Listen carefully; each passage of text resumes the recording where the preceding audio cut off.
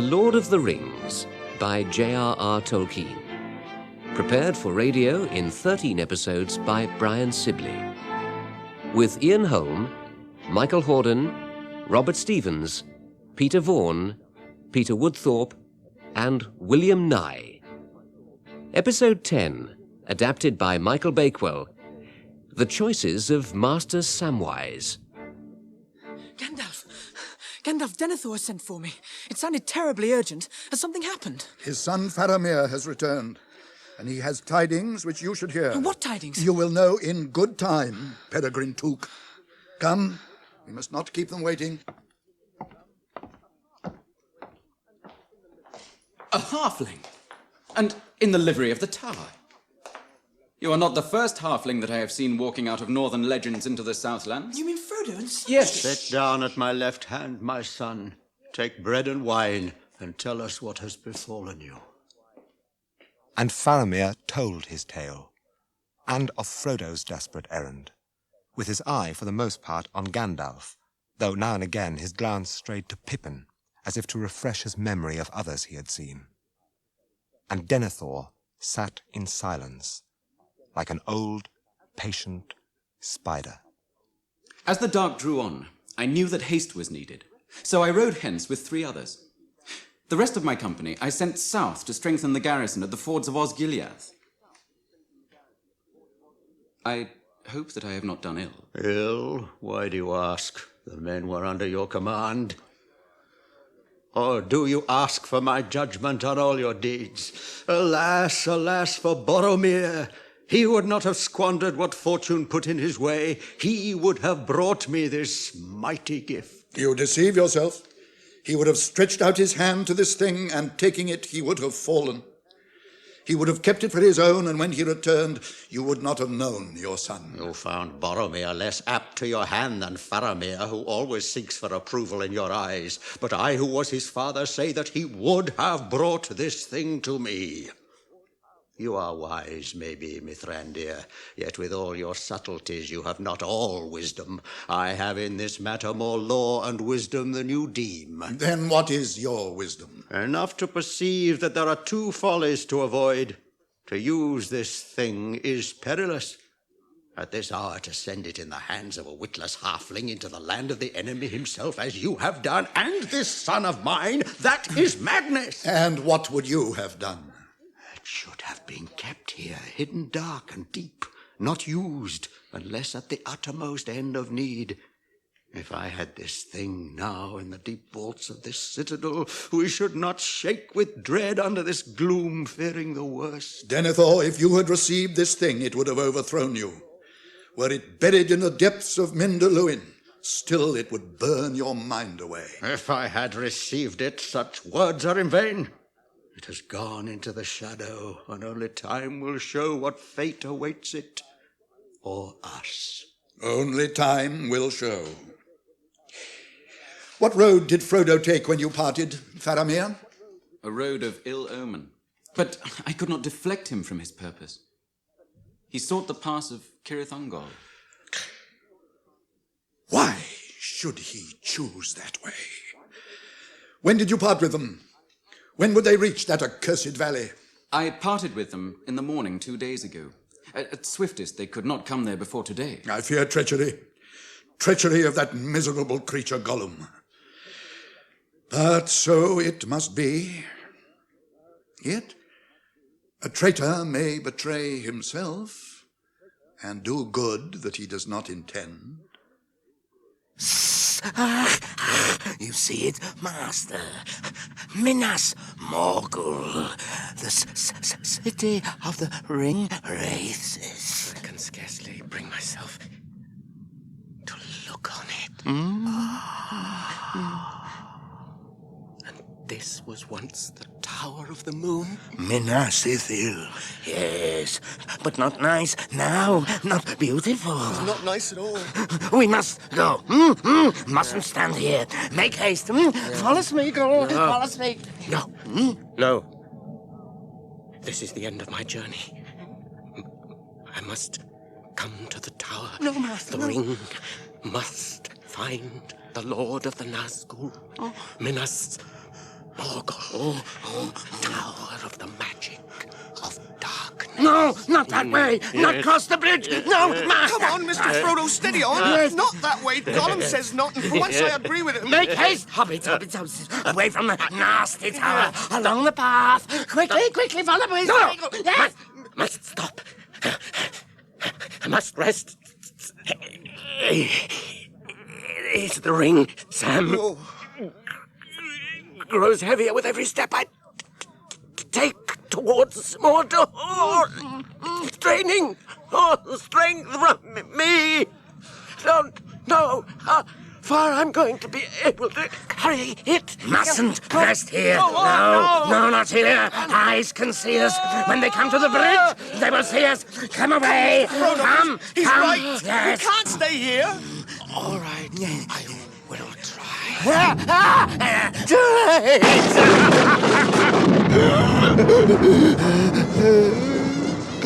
Gate opens. And out of the gate of Minas Morgul, an army came. All the host was clad in sable, dark as the night. Small black figures in rank upon rank, marching swiftly and silently, passing outwards in an endless stream. Before them went a great cavalry of horsemen, moving like ordered shadows. And at their head was one greater than all the rest, a rider all in black. The Morgul King, the Lord of the Nine Riders. My wound, I can feel it. The ring.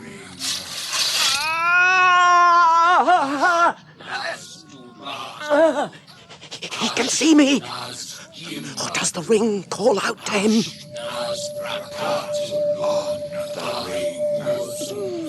Put on the ring. But it will betray me, as it did on Weathertop. The ring. No. Must resist with what strength remains. Must conquer my fear and the pain of my wound. At that moment, the Wraith King turned and spurred his horse and rode across the bridge, and all his dark host followed him. At his dark master's bidding, he must march with war into the west. And who can now hold the fords when the King of the Nine Riders comes? And other armies will come. I'm too late. All is lost. Even if my errand is performed, no one will ever know.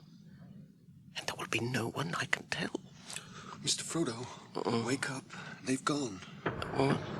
The gates have closed. They've gone, and we'd better go too. There's something still alive in that tower. Something with eyes and a seeing mind. And the longer we stay in one place, the sooner it'll get on to us. Yes. So come on, Mr. Frodo. Make haste, hobbitses. Mustn't think danger has passed. It hasn't. Make haste. We must get to the stepses. Lots of stepses. Follow me. The steps, when they reached them, were narrow and often treacherous. Careful. Hobbitses must be careful. Steps. It's more like a ladder. Steady goes it, Mr. Frodo. Yes. Don't look down. It's a long black fall behind you. Up we go. Careful, hobbitses. Careful. Up we go.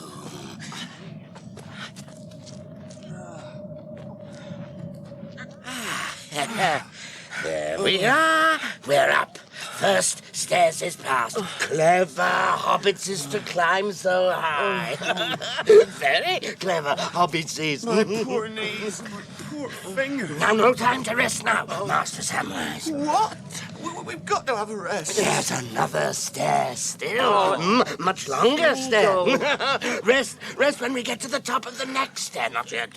Longer, did you say? Yes. Yes, longer, but not so difficult. Hobbitses have climbed the straight stair. Next comes the winding stair. And after that? We shall see. Oh, yes. We shall see. Well, I thought you said there was a tunnel. Hobbitses can rest before they tries that. If they get through that, they'll be nearly at the top. Very nearly.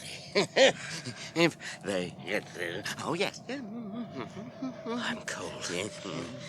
Let's go on. This is no place to rest. Follow me. Whoa. It was a long and weary ascent, but this stairway did not delve into the mountainside. Here, the huge cliff face sloped backwards, and the path like a snake wound to and fro about it. A red light grew in the sky beyond, though they could not tell whether a dreadful morning were indeed coming to this place of shadow, or whether they saw only the flame of some great violence of Sauron in the torment of Gorgoroth beyond. There is a black tower over the outer pass, and a red light burning there. I don't like the look of that. So this secret way of yours is guarded after all, as you knew all along, I suppose. Well, always a watch it, yes. Of course they are. But hobbitses must try some way. This way may be least watched. Perhaps they've all gone away to the big battle. Perhaps. Perhaps. Well, it still seems a long way off, and a long way up before we get there. And there's still the tunnel. Well, I think you ought to rest now, Mr. Frodo. Yes. Yes, we must rest. Let's find some corner out of this wind and gather our strength for the last lap. In a dark crevice, between two great piers of rock, they sat down and took what they expected would be their last meal before they went into the nameless land. Maybe the last meal they would ever eat together. There's a wicked feeling about this place. And a smell. Do you notice it? It's a queer kind of smell, stuffy. I don't like it. I don't like anything here at all, Sam. But so our path is laid. Yes, that's so. And we shouldn't be here at all if we'd known more about it before we started. And I suppose it's often that way. The brave things in old tales and songs, Mr. Frodo. Yeah. I used to think that they were things the wonderful folk of the stories went out and looked for because life was a bit dull. But folks seem to have been just landed in them, really. A bit like us. I wonder if we shall ever be put into songs or tales. Huh? Told by the fireside or read out of a great book years and years afterwards. And people will say, well, let's hear about Frodo and the Ring. And they'll say, yes, that's one of my favorite stories. Frodo was very brave, wasn't he, Dad? Yes, my boy. The famousest of the hobbits. Sam. Oh, Sam. To hear you somehow makes me as happy as if the story was already written. But you've left out one of the chief characters. Samwise, the stout-hearted. Oh. I want to hear more about Sam, Dad. Why didn't they put in more of his talk, Dad? It makes me laugh, Dad. And Frodo wouldn't have gotten far without Sam, would he, Dad? Oh, no, Mr. Frodo, you shouldn't make fun. I was serious. So was I, Sam. And so I am. We're going on a bit too fast. You and I, Sam, are still stuck in the worst place in the story. And it is all too likely that some will say at this point, shut the book now, Dad. We don't want to read anymore. Maybe. But I wouldn't be one to say that. Why? Even Gollum might be good in a tale. He used to like tales once. I wonder if he thinks he's the hero or the villain. Well, Gollum, would you like to be the hero? Oh, now where's he got off to again? I don't like him sneaking off without saying. no. He can't be looking for food up here. It's no good worrying about him, Sam. After all, we couldn't have got here without him. If he's false, he's false. Still, we'd better keep our eyes skinned. But it would be safe for you to have a sleep now, Master. Oh, sleep. Yes. Even here I could sleep. Well, sleep then, Master. Lay your head in my lap. All right. The next day came with a morning like a brown dusk, and the hearts of men, lifted for a while by the return of Faramir, sank low. The winged shadows were not seen again that day, yet ever and anon, high above the city, a faint cry would come, and many who heard it would stand stricken with a passing dread, while the less stout-hearted quailed and wept. Denethor summoned his son before him. I have resolved that we should make no stroke of war, lest perchance the riders of Rohan should still come. The threat from the south is too great. We can only man the walls and wait. I am certain that the Rohirrim will come to our aid. I wish I shared your certainty. In the meantime, we should not abandon the outer defences the Rammas made with so great a labour, and the enemy must pay dearly for the crossing of the river. He cannot cross either north of Caer Andos because of the marshes, nor southward towards Lebanon because of the breadth of the river. It is at Osgiliath that the first blow will fall. How is the garrison there? It is not strong. I sent the company of Ithilien to strengthen it. Not enough, I deem. They will have need of some stout captain there. It was there that Boromir denied the enemy the passage. That was but a trial. Today we may make the enemy pay 10 times our loss at the passage, and yet rue the exchange. For he can afford to lose a host better than we to lose a company. And the retreat of those we put out so far afield as Osgiliath will be perilous indeed if the enemy wins across in force. Much must be risked in war.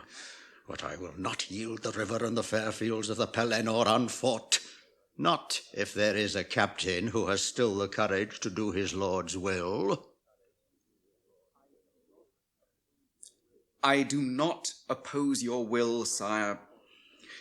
Since you are robbed of Boromir, I will go and do what I can in his stead, if you command it. I do so. Then farewell.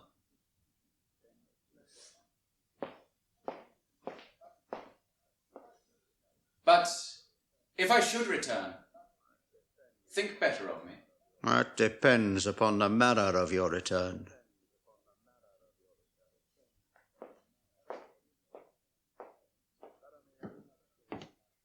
Faramir, Gandalf. do not throw your life away rashly or in bitterness. You will be needed here for other things than war. Your father loves you, Faramir, and will remember it ere the end. Farewell. Farewell.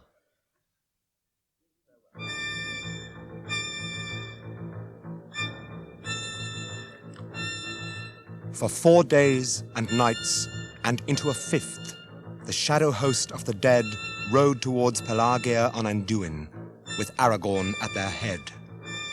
They moved with a terrible speed. Silent they were, but there was a gleam in their eyes. Everywhere men flew before them, crying out that the king of the dead was upon them. They crossed the river Gilrain, driving the allies of Mordor in a rout before them. And there, for a while, they rested. Our respite must needs be short. Already Minas Tirith is assailed. I fear that it will fall ere we come to its aid. So they mounted again before night had passed, and went with all the speed their horses could endure across the plains of Lebanon, until they came to the great river.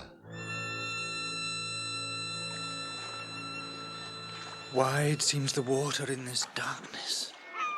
Alas for the wailing of the gulls. Heed them not. There is a great battle ahead. The men of Haradrim have fled before us without wielding a stroke. Now, with the river at their backs, they must stand and fight. Some are already in flight. Do you see there? Ships moving away down the dark river.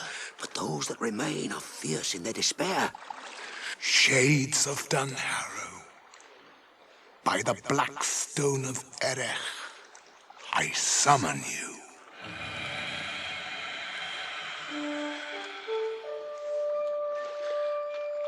swords of the dead are pale. Will they still bite? They need no other weapon but fear. None will withstand them. And so it proved. To every ship they came that was drawn up, and all the mariners were filled with a madness of terror and leapt overboard, save the slaves, chained to the oars. Strange and wonderful it is that the designs of Mordor should be overthrown by such rays of fear and darkness. With its own weapons is it worsted. Strange indeed. Not for naught does Mordor fear Aragorn. How great and terrible a lord he might have become had he taken the ring to himself. Hear now the words of the heir of Isildur. Your oath is fulfilled. Go back and trouble not the valleys ever again. Depart and be at rest. Swiftly the whole grey host drew off and vanished, like a mist that is driven back by a sudden wind. And yet there was no wind. No wind. No wind to freshen our sails. And it is 42 leagues from Pelagia to the landings of Harlond, below Minas Tirith. But at midnight there came a fresh wind from the sea, and long ere day the masted ships hoisted sail and speeded up the great river towards the beleaguered city of Minas Tirith. And on the stairs of Cirith Ungol, Gollum crawled back down the path from the gloom ahead and found Sam and Frodo still sleeping. Peace was in both their faces. Sleeping sound, little hobbits. What a dainty dish they'll be for her. She's hungry, oh yes, she is precious. Nothing to eat except for a few skinny old horses for weeks. But they'll be sweeter meat, little hobbits. Oh, yes. But when she throws away the bones and the empty garments, we shall find it. We shall get it. Our precious. A reward for poor Smeagol, who brings nice food. And we'll save the precious as we promised. Oh, yes. And when we've got it safe, then she'll know it.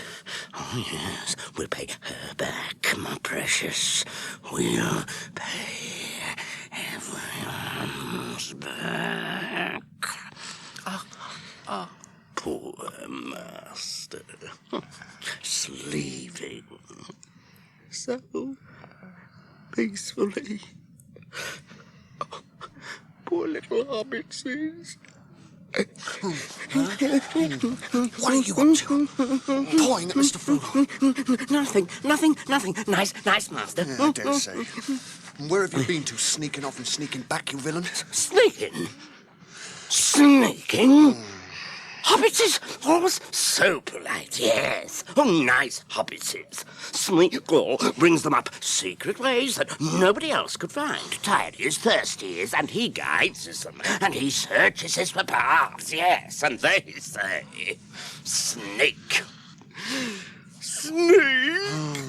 I'm sorry, but you startled me out of my sleep. And I shouldn't have been sleeping, and that made me a bit sharp. I'm sorry. Where have you been? Snaking. Oh, very well. Have it your own way. I don't suppose it's so far from the truth.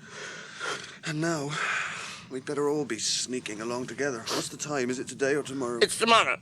Oh, this was tomorrow when the hobbitses went to sleep. Very foolish, very dangerous. If poor Smeagol wasn't sneaking about to watch. I think we shall get tired of that word very soon. But never mind, I'll wake the master up. Wake up, Mr. Frodo. Sir? Mr. Frodo, wake up. What? Oh, dear. Calling me early, aren't you, Sam? It's still dark. It was always dark here. But Gollum's come back, and he says it's tomorrow. So we must be walking on. The last lap. Oh, the last lap. Hello, Smeagol. No. Have you found any food? Have you had any rest? No food. No rest. Nothing for Smeagol. He's a snake. Now, Smeagol, don't take names to yourself. Smeagol has to take what's given to him. He was given that name by kind Master Samwise, the hobbit that knows so much. I did use the word, sir, waking up out of my sleep. Yes. I said I was sorry, but I soon won't be. Yes, let it pass, then. Hmm? But now, we seem to have come to the point, don't we, you and I, Smeagol? Master? Can we find the rest of the way ourselves? I mean, you've done what you promised. And you are free. Free to go back to food and rest, wherever you wish to go, except to the servants of the enemy. And one day I may reward you. I, or those that remember me.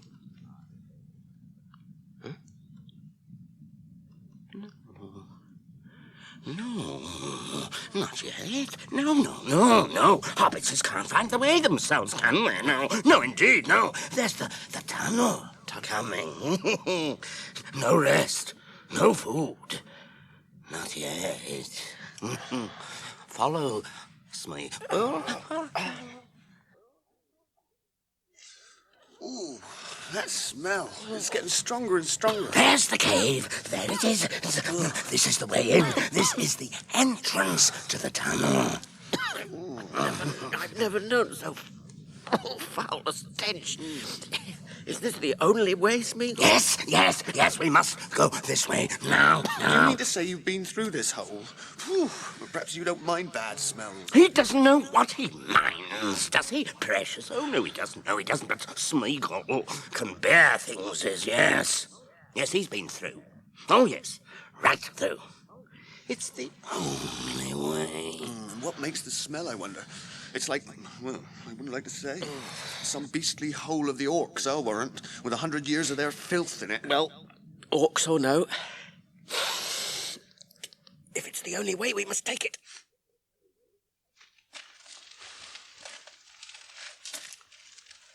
I've never known such darkness. Not even in the mines of Moria. Feel your way along the wall. Come along, little hobbitses, come along. There's more than one passage here. It's as orc-like a place as ever there could be. Yes, but there's only one main way. Only I don't know how much of this I can stand. Ooh, something is brushing against us with some kind of hanging growth. And that smell's getting worse, if ever it can be worse. It feels as if we've been in here for hours. Sam. There's a great opening in the rock on the side here. And I nearly fell down it. This is where it all comes from. The stench and the peril. Up you come. Now, let's get past it, quick. Wait. The path forks. For the life of me, I can't tell which is the wider way. Which way has Gollum gone? And why didn't he wait? Smeagol? Smeagol? He's really gone this time, I fancy. We'll take the left-hand way. Come on. I guess this is just exactly where he meant to bring us. If I ever lay hands on you again, Gollum, you'll be sorry for it. Oh, the way's blocked. Something's fallen across it. We must take the other. And quick. There's something looking at us. Let's get back to the other turn. Listen. What is it? We're trapped in this accursed darkness. What are we going to do? And you, ring bearer, for you I have prepared this. A light when all other lights go out. Master, the lady's gift. The star glass. A light to guide you in dark places. Star glass? Why, yes. And now alone light can help us. The vial of Galadriel. the light of the star of Earendil, set amid the waters of my fountain. Look! Oh, look, Mr. Frodo! Look there! Eyes! Hundreds of them! Two great clusters of eyes! What is it? There, age-long had she dwelt, an evil thing in spider form, Shelob the Great, last child of Ungoliant to trouble the unhappy world. All living things were her food, and her vomit darkness.